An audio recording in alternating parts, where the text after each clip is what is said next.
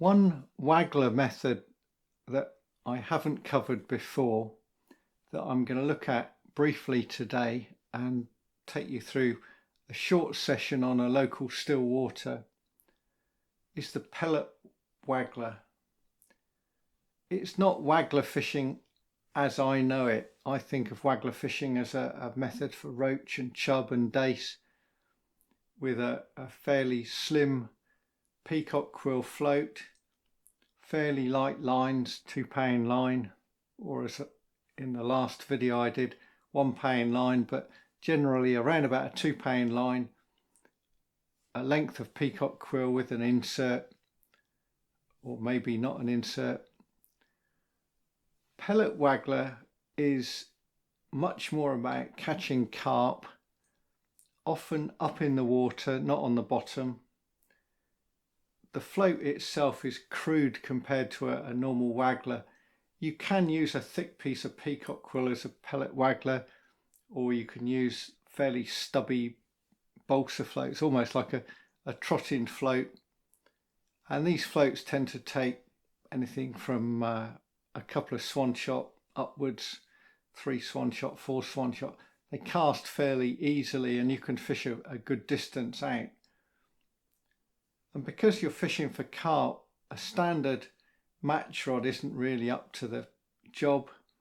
You need a more powerful rod, and because of that, rods known as Pellet Waggler rods have evolved. In a way, they're like a slim version of what we used to call an Avon rod, so a little bit shorter. Avon rods have gone from sort of 10 foot to 11 foot to 12 foot, and these are a bit shorter. A Pellet Waggler rod is often 10 or 11 foot.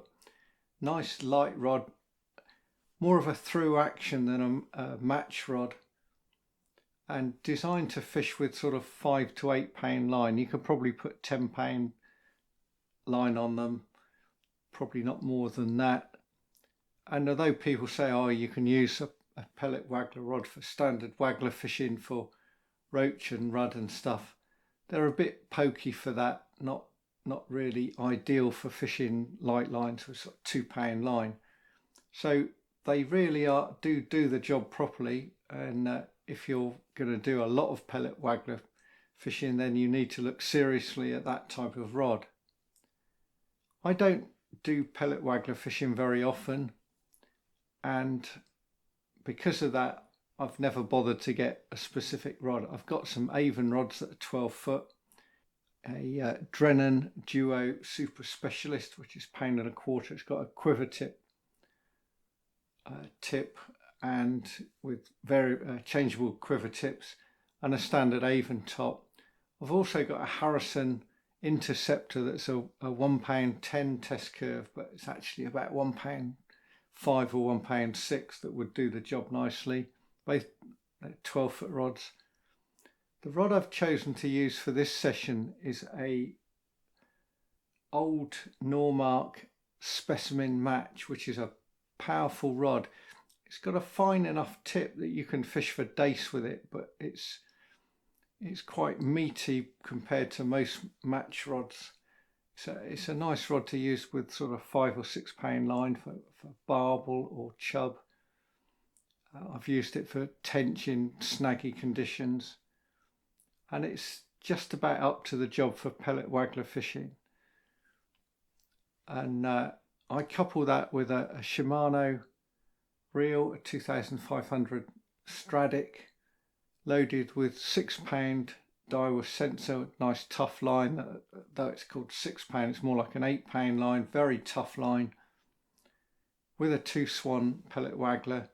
And then for a hook length, I've got some an old Daiwa match winner line in 6-pound, and then I've tied up a size 10 hook with a hair rig on it, and tied onto the hair a large pellet band, which is a Drennan standard pellet band. And for bait, I'm going to use 8mm halibut pellets. I think these are Census. I need a catapult. This is really simple fishing, so it's rigged up so the depth is set at about 5 foot. I cast it out a fair way. and I start to ping 2 or 3 pellets out at the float. That's how easy it is. The wind's sort of all over the place. It's more or less in my face, but fairly light, just a breeze. And because we're not that far from the sea, it's sort of stopping and starting, a bit of a drift almost, and the float's drifting to the left, to the right, towards me. And eventually during the session I start to sink the line. I try and leave the line up on top, but I get some big bows, and that's not very good at all. That is the basics of the system.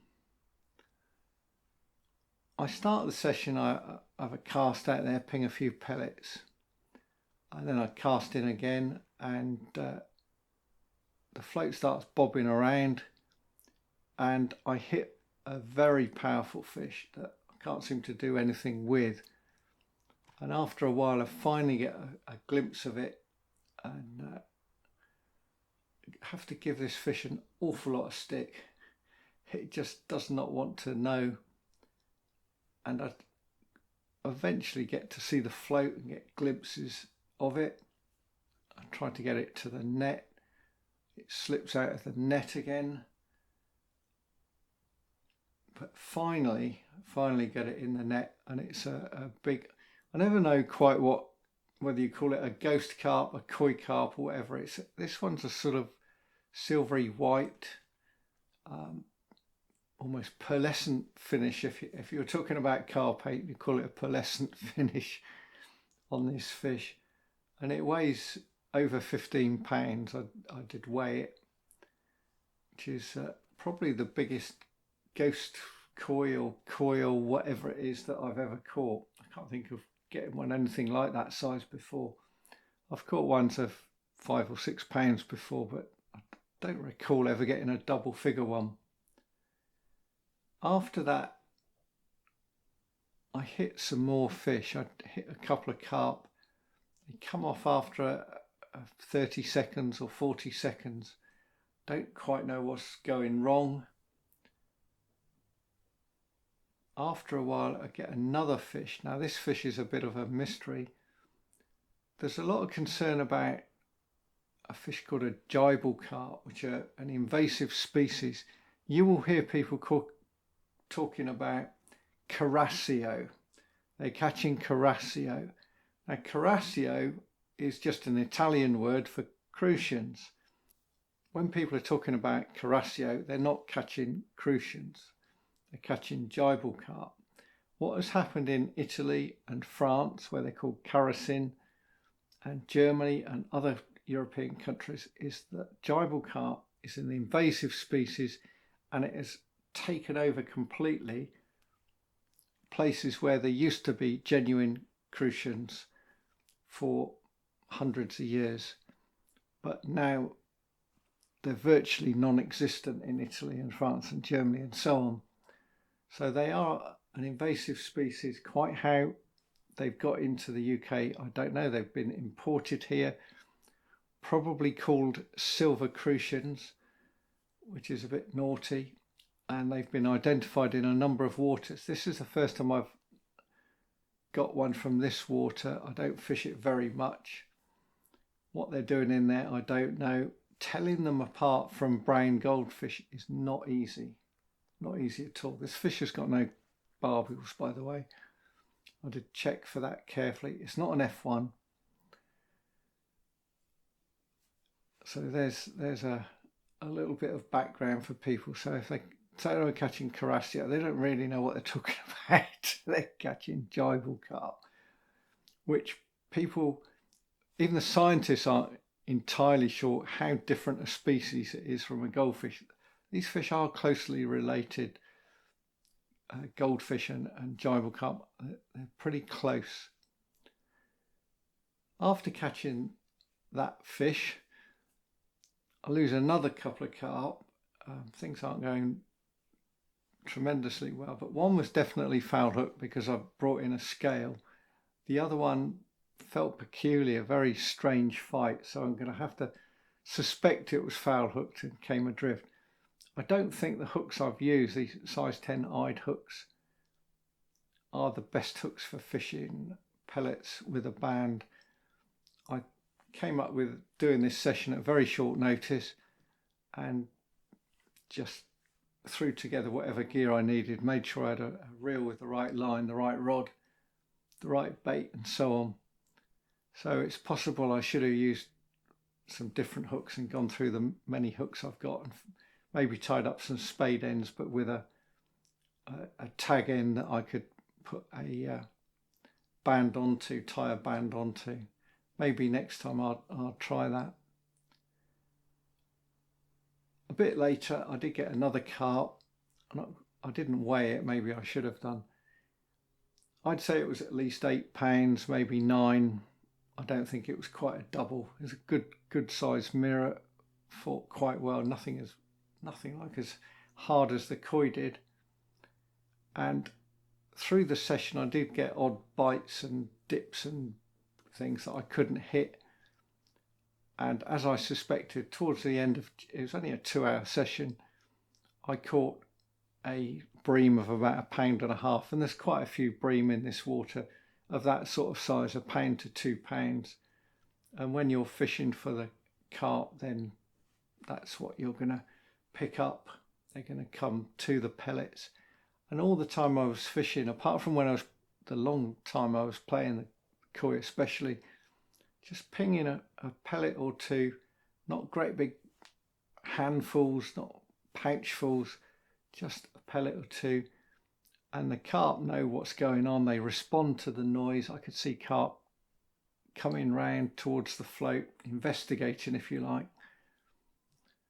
It was interesting to see other people's approach on the same water the same day. 1 or 2 people were putting out floaters, although they didn't seem to be fishing floaters.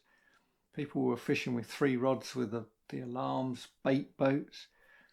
A couple of people were fishing long poles. They didn't seem to be catching much. The out and out carp anglers were catching carp. This isn't a big carp water. I'm sure there's 20 pounders in there, but mostly your carp are between sort of 4 pounds and 15 pounds or so.